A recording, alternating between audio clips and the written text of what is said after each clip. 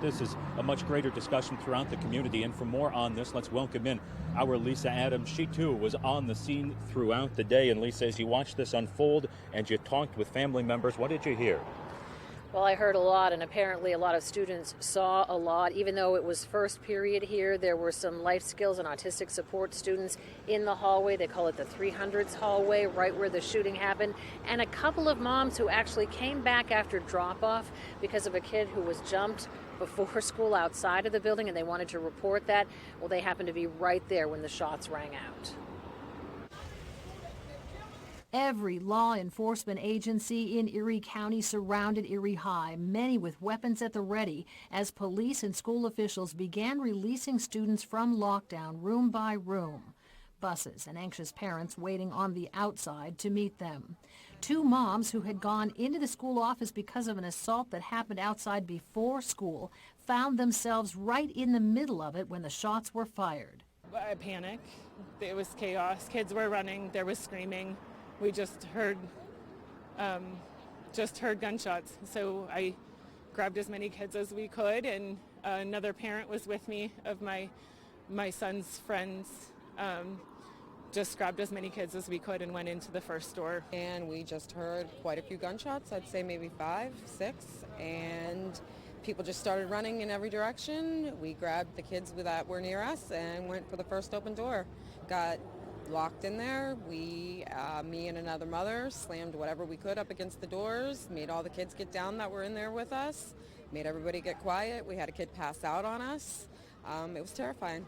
It all happened in what they call the 300s hallway, where life skills and autistic support classroom teachers say their students, some putting book bags in lockers at the time, saw way too much.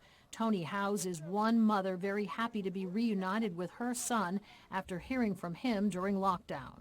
It's very scary, and this is the first and last time that he'll be having to deal with something like this. So you're not going to bring him back? I'm not bringing mine back, no. Tony says her son, Tyon, she may have him do online learning at home. She just doesn't want him to have to go through another day like he went through today. And I'm going to bring in now Brother Daryl Craig, who started the Blue Coats organization, an organization devoted to kind of keeping an eye on kids as they come to school in the morning, as they leave in the afternoon. How disappointing is a day like this after all the work that you've done? Very disappointing. I can't even express the level of frustration and disappointment, and just feeling a desperation overall. It's heartbroken, actually. Brother D, take us through your morning from when your phone started ringing to when you arrived on the scene. Oh my God, bonkers.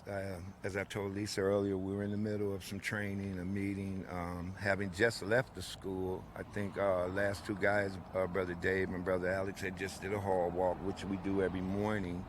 And then we get this call, and, you know, it's happened. Our greatest fear has come to pass. It's happened. And so for a moment, it was just like shock. And, you know, we responded, got up here, and it looked like a war zone. Brother D, we're hearing from so many parents and from students themselves that wanding happens here, but it's kind of random. So many students get wanded or backpacks checked, but they say there used to be metal detectors here. There aren't now. They'd like to see them. Why not? Well, I know that the district has been working feverishly over the last month at least, trying to get this thing worked out with the metal detectors. I know that it's something we've all wanted to see for quite some time. Don't understand why there wouldn't be metal detectors. It's an acceptable part of our society for the last 20 years. I think you can't even get in an emergency room without going through a metal detector. So, if that kid out there who pulled the trigger today is watching, what would you say to him? I would tell him to go somewhere and get some help. Ask somebody to help you, and if you know that they're looking for you, go turn yourself in. Go to a family member and let them turn you in. Do not try to handle this alone out here in the streets. Whatever happened, you had your reasons. Let somebody help you.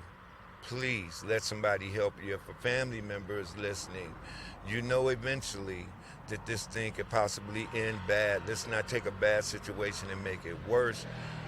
Go get some help for that young man. Brother D, thank you so much, and thanks for taking the time to join us here.